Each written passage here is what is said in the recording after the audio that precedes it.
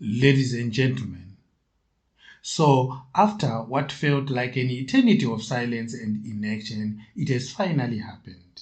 Bellarmine Chatunga Mugabe, the last-born son of Zimbabwe's late political patriarch Robert Mugabe and the ever-infamous Grace, has been arrested. Not summoned politely, not invited for coffee and questions, hauled off, stripped of the Gucci privilege, and dragged into the holding cells at Concession Magistrates Court. For once, his trademark hoodie wasn't part of a nightclub outfit. It was a pathetic disguise for a royal who thought the law would never come knocking. But it did, and Zimbabweans watched as dynasty met consequence. Chatunga spent a single night in remand prison. Yes, one night, before being granted bail of just $200. That's right, $200, the price of a second-hand Techno smartphone or half a drum of diesel. The court apparently decided that despite facing multiple assault charges in two separate incidents, the men who allegedly led violent attacks with AK-47 wielding guns and left bodies bruised and skulls cracked was not a flight risk. Because in Zimbabwe, surnames are still the most reliable get-out-of-jail-free cards. This is not Mhlanga. This is not Zaba. And this is definitely not Sikala. It's Mugabe. The first assault charge relates to the now infamous attack on June 25, where Chatunga is accused of storming Ultimate Mine in Mazowe alongside armed men and beating up 5 security guards. Witnesses say fists, iron bars, and logs were used. Even buckets of water were poured on victims in some twisted ritual of humiliation. One gunshot was reportedly fired to terrorize the staff. These were not minor bruises. These were broken bones, fractured skulls, and internal injuries. Victim Elvis Vumbe was allegedly bludgeoned with a baton stick, a hosepipe, and an iron bar. His body became a message. This land belongs to the Mugabes, and those who stand in their way will bleed. And yet, after public outrage and headlines blaring across the country, what did the state do? They arrested Chatunga days later and quietly let the war circus continue, even as he appeared in court on Tuesday wearing his black hoodie like a disgraced pop star trying to dodge paparazzi. He was protected by handlers and shielded from media cameras. His legal team whined that they were denied access during the initial arrest as if they were the victims here. But it gets worse. Just 5 days after the Mazowe mine assault, Chatunga struck again, allegedly. This time at Anaf Secondary School, targeting a man named Joram Ngirazi. Chatunga and his 2 bodyguards, Tinashe Mpao and Brennan Mateko, reportedly turned on him. Ngirazi says he was slapped by Chatunga and then manhandled by the others. His phone was damaged, and though he showed no visible wounds, he later developed persistent headaches. As always, trauma doesn't need blood to be real. And here is where it gets spicy. The second victim is allegedly connected to Home Affairs Minister Kazembe, which might explain why the wheels of justice finally started turning. Nothing wakes up a sleepy justice system like someone stepping on the toes of another powerful patron. Now pause right here as we insert the victim's video testimony.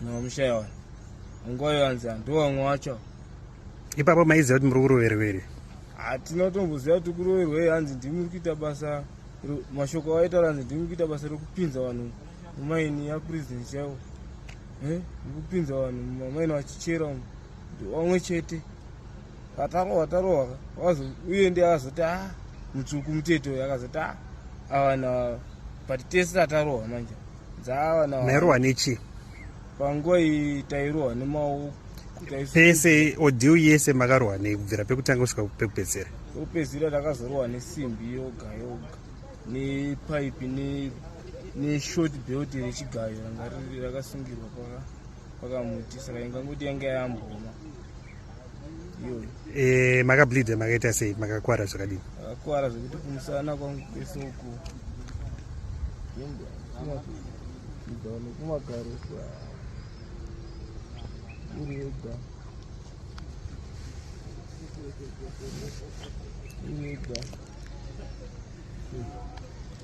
mairohwa nechi ikoko? Isimbi. Hey. Isimbi. Saka apa panguenzana zvanzi chiko kuma x-ray kwamaenda uko madhokta vati chii? Madhokta ari kutoti siruoko it's a permanent injury iri paruoko kozi rakatochikoka apa. Musoro futi ndaona x-ray yenyu ichitaura kuti skull futi. Skull yanga itaura musoro but angoita hauna kuzovhiringika but unotofanira kupota uchichekwa because ndomboita kutonzwa dzungu.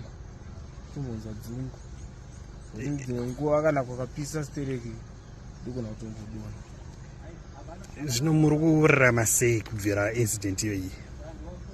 Kuzvino ndingatongoti kutongorarama ndakarara kozi kufamba kwacho kuri kutondinetsa. Ivo vakazoita sei? Vakurovai madai mazoripota mapurisa vakadzoka kwamuri vachikumbira regerero kana tangu? Ivo pachavo vese hapana kana akambodzokawo kuti varume paipai tatiri confused nezvazvichingoitika dzadziri hasha. Taifunga kuti pamwe dzadziri hasha zoti pamwe vanhu vaigona kudzoka kwatiri vachiti zvaitika sori but hapana akadzoka. Tangoti tisu hamene kuti ndomushandiro mari yacho here kuti vanhu vane mari vanenge vakuabhusa vamwe kuda. Apa mamangarwo futi Bellarmine Chatunga zvanzi maita sei? Hanzi ndakamurova, ndakamurwisa, ndakamukuwadza but sofa handina kuona wanga rachona ndakamukuwadza.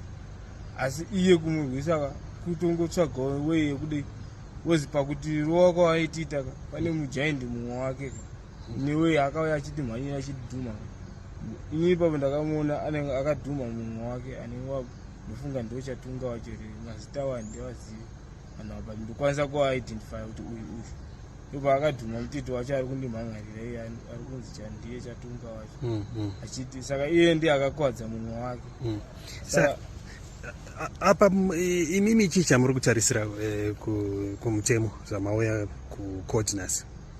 Mutemo ndaingotiwo sezvo ndakakwara zvakaitika sikakomana akatoziva kuti kurarama pamwe madrugs dombonzwa iganza unorova madrugs naiti wakakwanisawo kundiafudhawo life yangu ike zvinozvi handina kana chinoti ndoti ndakutokwanisa kubata chine simba ndiite akwanisa kundirapisawo kwanisa ndiitawo kuti ndigone kurarama sofa ndine vana vairi naizvozvi kuti ndiwashandire zvakutondirwadza. This right here is what the polished legal teams and loyalty slogans are trying to erase.